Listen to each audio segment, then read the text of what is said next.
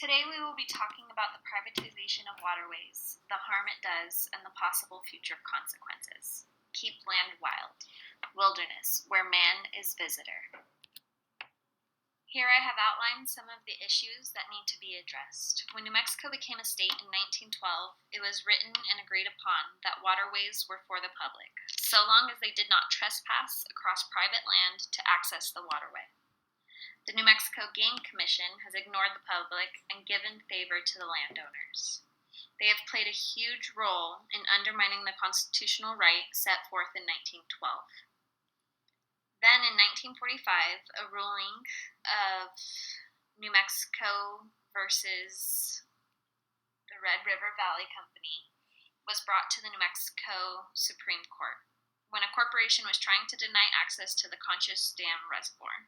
The Supreme Court ruled that though the land around the reservoir was privately owned, the reservoir itself was open to the public. This ruling reiterates the principle that our state was founded on. Water shall remain open to the public. It's easy to see in our world that money rules, but we as New Mexicans must not allow money to keep us from experiencing the beauty of our state. It appears that money is the way of the world, but we can't allow things like our open space, our water, our enjoyment turn into commodities bought and sold for the enjoyment of few. On the Pecos River, there have been many issues of landowners hanging barbed wire fences holding no trespassing signs through the river. This excludes a large group from accessing the water. What yet once used to be a fly fisherman's favorite river is now hardly walkable due to private owners and the lack of regulation on their ownership. Landowners should not be allowed to restrict access through way of signs, fencing, and violence from the public. Landowners have a responsibility to the conservation of our land as well. The privatization of waterways hurts people, and it's really just the start. The possibilities are endless to what people will lose if we continue to let the privatization of open space fly under the radar. This affects people. WebMD has a list of health benefits people gain from being outdoors. These include exercise, vitamin D, decreased anxiety, improved sleep, just to name a few. Another way people are suffering is through the conflict and violence between recreationalists and landowners. A case in Arizona led to a landowner being sentenced to 22 years in jail. He was out protecting his land and firing a gun at a group of 4 kayakers who passed through what he claims is his. He held 2 of them at gunpoint, nearly shot a third, and scared the 4th so much so that he hid in the forest and camped out until morning. This is just one story and possible issue, but the likelihood that these scenarios will increase seems certain. Then we can look at the loss of tradition. New Mexico is a state so tightly woven with traditions. As we can see from the Varela blog, the loss of access to the waterways greatly impacts the ability to share traditions from generation to generation. A very unsettling discovery in the waterways debate was how the state quickly and rather sneakily began to process and allow landowners to claim stream beds as private property. They held a special meeting with only 10 days notice, much less than the 30-day standard. This raises the question for me. If they can so easily take away what has been the public's for so long, what's stopping them and what's next? We're desert dwellers, and water is a treasured resource. I know my family and I have spent our fair share of time walking the Rio Grande, playing in the water, letting our pups explore. There's something beautiful about being in the desert, next to the mountains, with your feet in the river. We can't just let all of that go. You may ask yourself, why should we care? My biggest reason for caring about keeping open space is this little guy.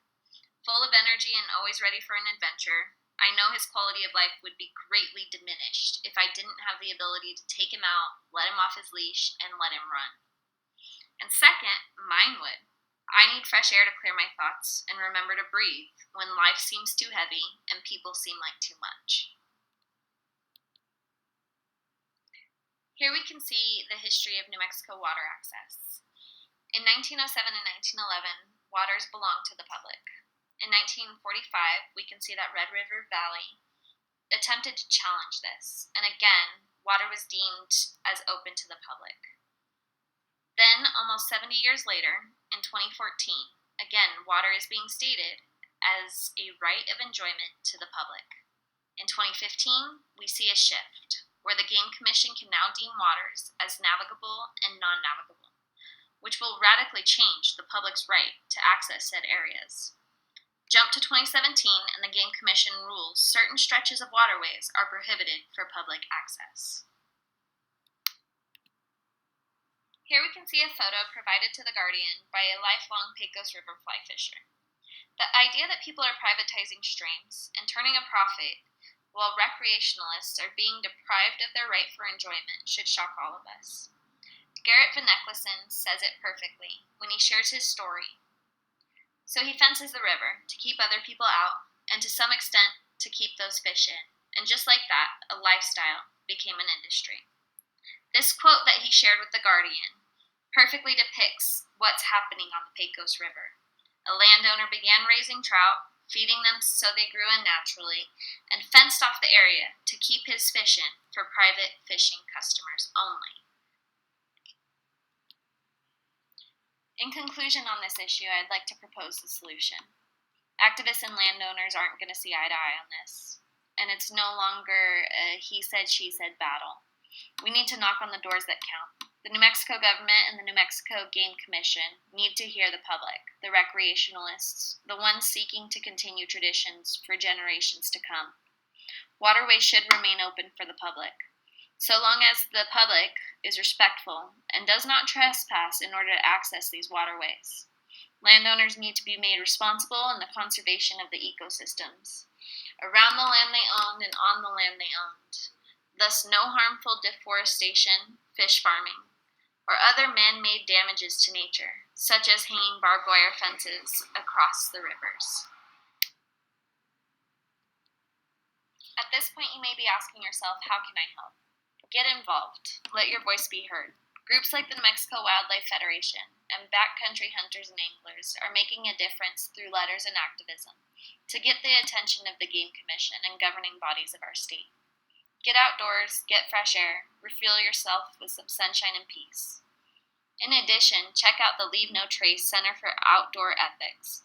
They have 7 principles for taking care of nature.